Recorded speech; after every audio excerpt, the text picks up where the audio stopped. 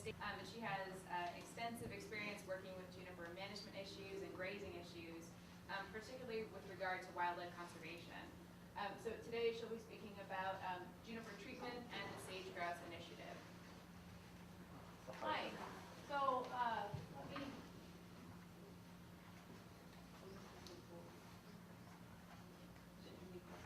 Anyway, hi everybody. I'm happy to be here today, and like Shayla mentioned, sorry, I have worked in northeastern California most of my life, lived there most of my life, and so have been down in Davis a little over a year now, but have a lot of interest in what goes on up there. My heart's kind of in that place. And today I want to talk to you really about what NRCS does and kind of the practical side of how we treat juniper and why based on this sage grouse initiative. So David kind of set up a lot of the background information on juniper and how it grows and where it grows, and so it's a good introduction to my talk. I do have these that I have plenty of for everybody. They're a description of the sage grouse initiative, kind of what it is, and how it's been used since 2010. So if you don't know who NRCS is, I'll just give you a quick background. NRCS is the Natural Resource Conservation Service. We help private landowners throughout the United States on conservation on their private lands. That means we go out and look at resource concerns on rangelands, farm ground, and we use the Farm Bill to implement contracts, basically, to help address resource issues on private lands. We work closely with public lands out here in the West, and that's why we work with Sage Grouse Initiative. Sage Grouse Initiative was started to help hopefully alleviate listing of the bird and be proactive by landowners going out and looking at how they can better improve habitat and maintain working landscapes. So what have we done in the last 3 years throughout the West? And currently, this is just kind of last year's data. It's probably more now. We've worked with 700 ranchers, and we've used about $145 million, matched with another $70 million of contributions. We've protected about 240,000 acres through conservation easements so that that land cannot be developed, including developed for natural gas and things that are really taking up habitat in Wyoming, and then in Wyoming, Montana. And then about 2 million acres of prescribed grazing. And as I talk today, I'm going to talk a little bit about prescribed grazing. That's really what we want to do as an agency, is help landowners better manage their land through things like prescribed grazing. And then with that, about 200,000 acres of juniper has been removed.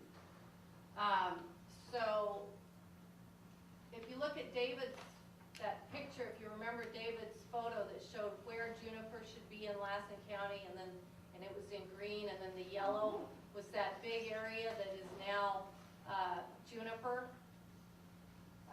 200,000 acres really doesn't seem like a lot. There's a lot, in other words, there's a lot of areas, a lot of acres we could still treat. So why do we get involved? Why do we care about juniper treatment, sage grouse? Well, our mission and our mission statement is helping people help the land. And like I mentioned, we help through conservation planning to improve resource conditions. And sage grouse, you know, they occupy a large area. A lot of landowners, when we started working with them, you would think, well, they're ranchers, they're not really concerned about sage grouse. But when you get out there with them, the benefits for sage grouse are also benefits for their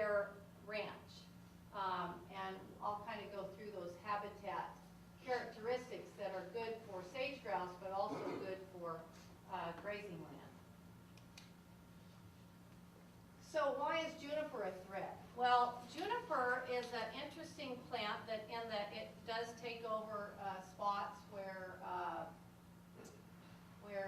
lack of fire occurs, and lack of fire equals the juniper encroachment into sage steppe, where we should see a sea of sage. We now see it dotted with juniper. And when juniper comes in, a sage grouse thinks of that as a perch for a predator. And so they will not go into those areas and utilize that land. So what we've done is we have literally shrunk their habitat area down. So that, again, I wish I had David's map up here just so we could use it as a comparison. So that area that was in yellow on his map used to all be sage grouse habitat, and now it's encroached with juniper. So all those acres we've lost. And the current condition that we have is when a fire occurs, we can get cheatgrass invasion, like you mentioned, if we're below about 4,000 feet or 4,500 feet. And then that creates poor habitat because we've not only lost our sagebrush, we're also, again, losing more and more habitat. Cheatgrass also isn't a good forage if you're a rancher. So what do? We work with landowners. We identify the resource conditions that threaten sage grouse, including juniper invasion, but we look at other things too, which I'll show you and talk about.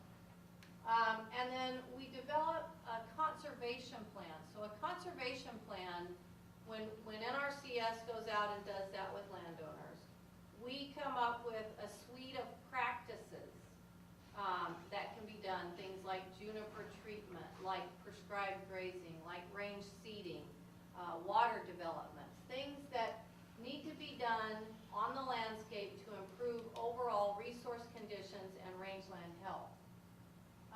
That conservation plan then turns into an actual contract with the landowner, and we provide funds to help them, and it's not 100%, but we assist them with cost sharing those practices so they can implement those and improve that landscape.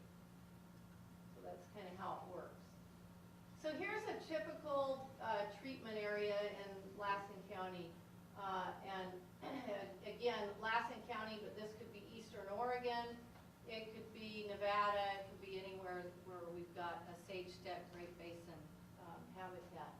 So the LEC area is right here, and as you can see, the juniper has invaded a lot of the area around that. And so one thing that we look at, and I want to just mention ecological site descriptions. An ecological site description is a landscape, a feature where a plant or plant community is supposed to be. So where juniper has invaded sites, it's coming in and invading a site that probably shouldn't have juniper on it. And that's based on the soil, the climate, the landscape, the landform, landform aspect, topography, all those things that make up what plant community should be there. So without fire, what happens is that ecological site will transition into another phase, and that phase is that phase 1, 2, and 3 juniper with the lack of fire. So because of that, we want to come in and restore those ecological sites to what they should be, and what that means is we may go in there and treat those junipers. Now we try to stay in, if we can, into that phase 1, because it's easier to go in to a site like this and take out these junipers.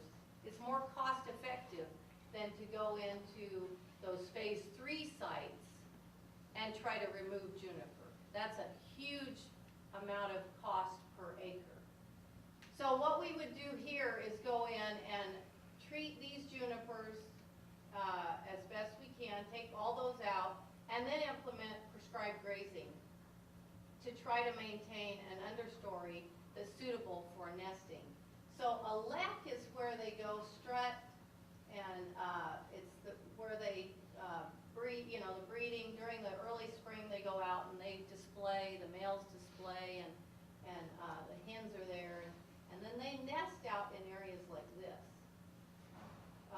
And then I'll talk about brood-rearing habitat here in a bit. So what we try to do is target areas that are about within 4 miles of a lek, within 4 miles of those strutting areas. And I have this picture just because that's, sometimes it's hard to find where those are, but that is a dropping, it's called cecal tar, out on a landscape that has been invaded by medusa head and cheatgrass. Also not the best for the birds. And even though we target 4 miles of a lek, sage grouse can travel long distances, and they do in Northeast California. They go into Nevada, and a lot of them winter in Nevada, and then they come back over into Lassen County to breed and nest, and then brood their young. And this is one of the birds flying. They are very efficient flyers. You wouldn't. A lot of people think they're like a chicken, but they're not. They can actually get up in the air and go a long way. So this is kind of the typical brood-rearing habitat. And in this photo, there's not any juniper, but a lot. And we want to maintain some nesting cover under the sage. So when we target or plan a grazing strategy out there, that's what we're trying to do, is allow those young to get the insects and also the forbs that are in those meadows. And so this is kind of a typical winter habitat area, but it's also been invaded by, it's a riparian area, and then the cephalid around it has basin big sage, but it's been invaded by juniper and also been downcut. So our typical treatment, if we went out there and did a conservation plan and identified the resource concerns, we would look at this downgraded riparian area. The stream can no longer access its floodplain, and the juniper has invaded all along this area. So we would take out the juniper. We would try to do some work to rehydrate that meadow, and then implement prescribed grazing. So anytime we do a project and we treat something with a structural treatment or a facilitating practice, we always implement prescribed grazing with that.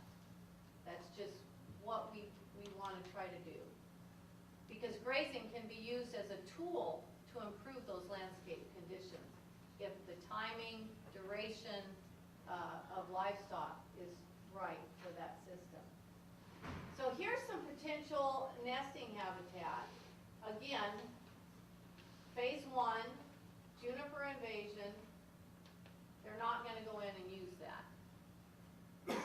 So the treatment practice would be brush management. And again, followed by prescribed grazing, because we want to maintain the undersage cover out here, and because the grouse need cover under the sage to protect their young. And here's kind of some good nesting habitat. You can see the forbs here, where that chick is. And look at the camo. I mean, they are just, they're hard to see when you're out there. And yeah, sometimes you see some movement, or I have seen movement, always when I'm either on a horse or walking. If you're in a vehicle, I rarely see them. So you want to try and go out early in the morning on horseback. That's the best time. So which trees do we target? We talked a little bit about ESDs and where, ecological site description, where juniper should really be on the landscape. Well, an easy way to identify that is to go out and look at where your old growth is. And where these, when you see pointed tops and they're actively growing like that, then that's where we want to go in and treat. Those are young trees, they're invading the site. When we see flat top trees, and this one's really kind of borderline, but when we start to see those flat tops, especially on a rocky site, this is not on a rocky site, but we would want to leave it. So that's why it's so important to know what your ecological site is. And I don't know, how many of you have heard about ecological site descriptions? Do you know what that is? Okay, great. I'm surprised. I'm excited. I talk to all kinds of different groups. So some do and some don't. So I'm really happy that you guys do. So again, it's the plant community that should occupy that site based on the soil, the climate, the topography, the aspect, the land form. And for NRCS, our goal is to maintain that ecological site, if possible, to its full potential, and maintain rangeland health. So if we do those two things, we're really going to take care of the problem, because we're creating a condition that should be out there on the landscape. So we should be providing adequate habitat features for the sage grouse, and as well as some grazing resource with those perennial grasses and less Medusa head and cheatgrass. So anyway, with that, I am about done talking about the NRCS side of things and what NRCS does with Juniper. Is there any questions? As the sagebrush or sage grouse walks across the road. Yeah. So, do you have a sense of how your ecological site descriptions might change with your future climate change? That being accounted for at all? Through state and transition models. So we have an ecological site, and then we think, okay, if a fire comes in, if climate does change one way or the other, here's how that plant community composition may change. And we'll develop another state. Here's how it will transition to that other state because of that factor with climate. And then here's what it could be. So yeah, those models do get developed. Yeah. So how stable are the Lex? And you know, like what, you know? Do they I've heard about this idea that like grouse would just, that's where they're gonna go. And they're not moving no matter what happens. What, you know? So are they pretty stable in over time? They're pretty stable, although we have found what we think are new Lex, or they were historic and we just didn't know about them. So they will move somewhat, but if that Lec, the condition of the Lec stays the same, and we don't have juniper invasion on that site, they're going to use it over and over. I mean, years. Okay, so juniper invasion in that local site, that will knock out the Lec. Oh yeah. That will do it? Yes, definitely. Okay, and then the final thing is like cattle grouse compatibility. You know, I mean, don't get me wrong, I think grazing is an important tool. Yeah. But how well do the cattle and the grouse get along when you actually move cattle in there and you're trying to keep it open? And let's say they move, do you have the cattle go into a Lec? It seems like you want the cattle to go into a Lec to keep that clear, right? Or, Well, when it's seasonal grazing Right, in Northeast okay. California, they're not there year round in those areas. So, Okay. so when they're lecking, when the sage grouse are Okay. lecking in March, that's 1st of April. So that's a little early for the grazing. Yeah, so the Okay. grazing hasn't started yet. Right. So that's done. Okay. Now, they may be nesting, but when the cows come in. But there doesn't seem to be a conflict. It's not like the Cows are cows stepping on flush the them. weights. No, oh no. Because again, if you prescribe graze and you don't graze so hard that the cows are under there reaching for grass under sagebrush, Okay. they're gonna prefer to graze out in the meadows, in the open. Okay, and the grouse are nesting then under the sagebrush. Yes, yeah, Well, that's good. yeah. So again, it's all about I mean, it gets timing. much worse, you know? Yeah, but it's Because I don't know all- how many times I almost stepped on, you know, like brown nesting birds, like, whoa, whoops, you know? Yeah, no, it's, Okay. there's not that many of them. Well, that's a good Too point. bad, I mean, Yeah, right, right. but Okay. no, there doesn't seem to be that conflict at all. Yes. So I was wondering if you have any paleoecological records of juniper distributions over the longer term? Because a lot of our niche models are ecological. Yeah. Models are based on what we know currently. Yeah. But we also know that species move across the landscape with changing climate, et cetera. And I'm just wondering, it's always a challenge for us to figure out what's unnatural, what's natural, Right, and. you know, especially with a native species. Exactly. But what, I think that, I don't know where you got that map, David, that showed the distribution, but that's really kind of what we're going off of, is that juniper occupy and should occupy those sites that are rocky, Right, they do that now. now. But the question is, you know, in the past climates of 10,000 years, Yeah, how have they well, moved? You know, now they're expanding clearly out of those areas. right, And so are these, you know, lakes will collect the pollen so you can actually see. yeah, well, Now, there, we don't yeah, need and some of lakes. some of the data out in the Right. Great Basin shows it was very wet. It was, there are conifers out in places where, you know, you wouldn't think that they would have ever been. So, but as far as the details of that, I don't know. I might just say something, and then if somebody knows different, by all means correct me, but my understanding is that they traced juniper back to about 6,000 years. And the thought is that it has expanded and contracted in that time. How those expansions and contractions compare with what we see now, I don't think is clear. I think it's a valid question. You know, we tend to focus on kind of the here and now and our perspective of history as we know it. So what it's done in the past, I don't know. What it's doing now, we clearly do know, and the impacts of that, we do. So. Right, right, and for us as an agency, let's say, we're going with our best knowledge we have now, which is maintain those ecological sites in the, and so that juniper is where we think based on soil, topography, climate, it should be. And then keep the sage steppe open so that we don't lose more habitat for this bird and it ends up being listed. That's our goal, is to keep that species viable and the habitat viable. Ken? Ceci, what are your thoughts and experience looking forward in the amount of funding that's going to continue to be available in these cost share programs? What are you guys seeing in NRCS to be able to sustain the Well, last 10 does years? anybody or- have a crystal ball? I don't know. It's really hard to say because we don't have a farm bill right now. We're still continuing resolution.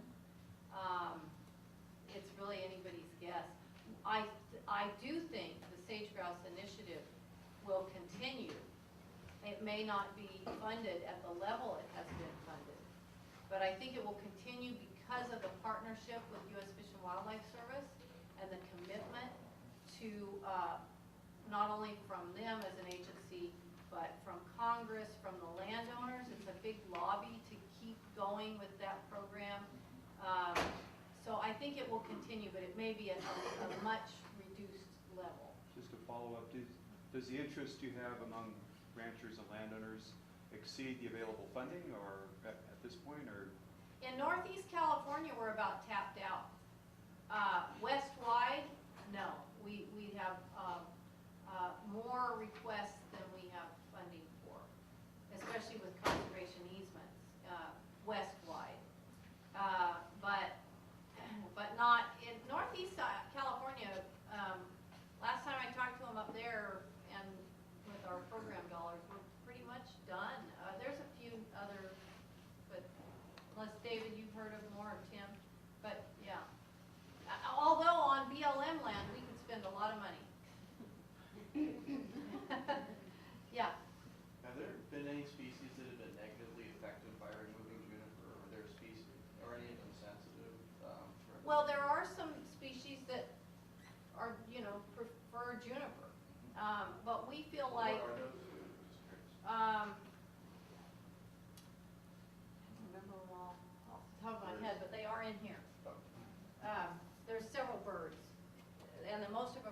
tropical migrants.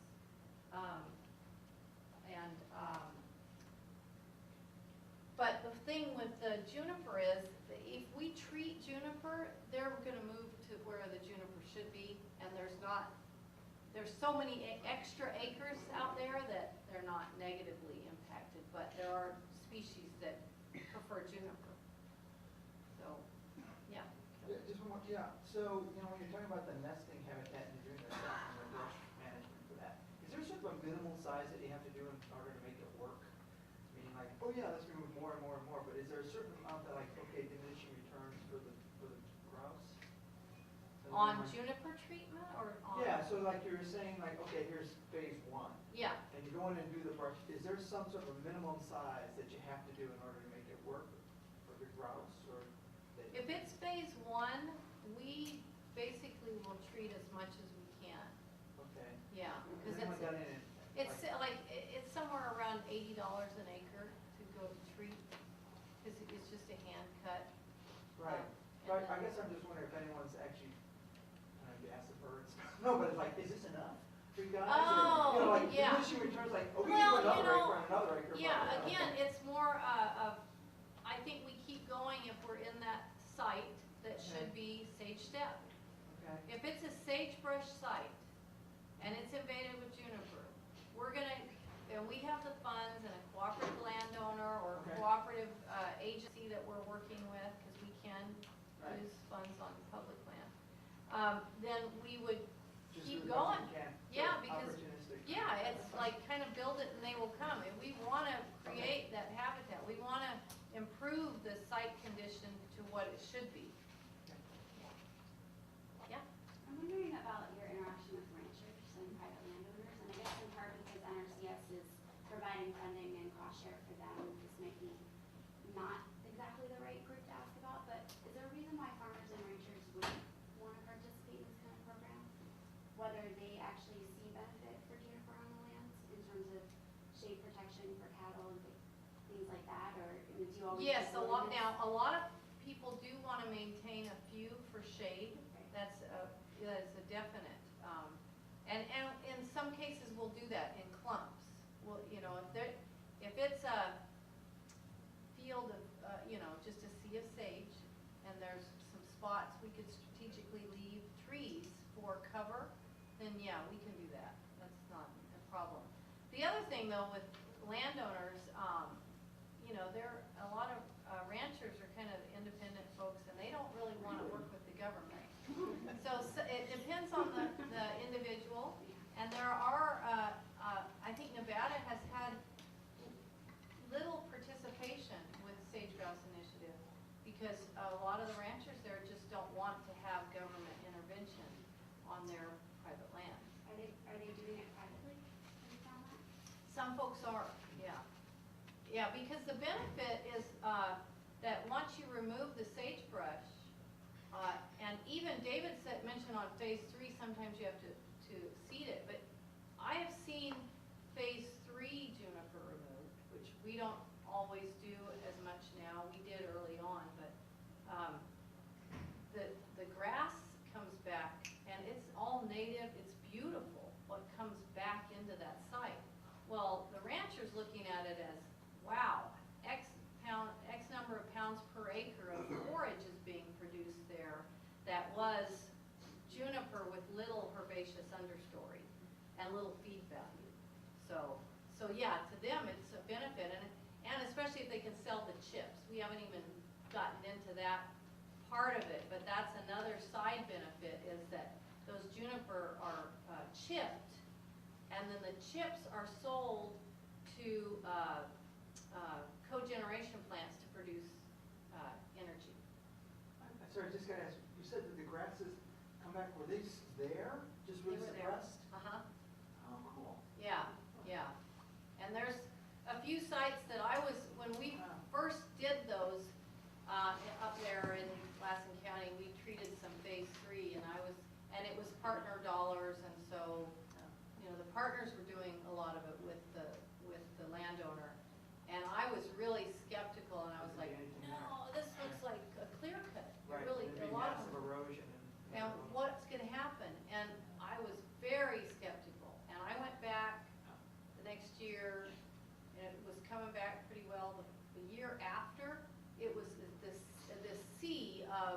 Native grass, nothing had been seeded, Yeah. and sagebrush was coming in. I'd like to go back there now and see it again. But, yeah. So it's cool to see. There's a lot of positives.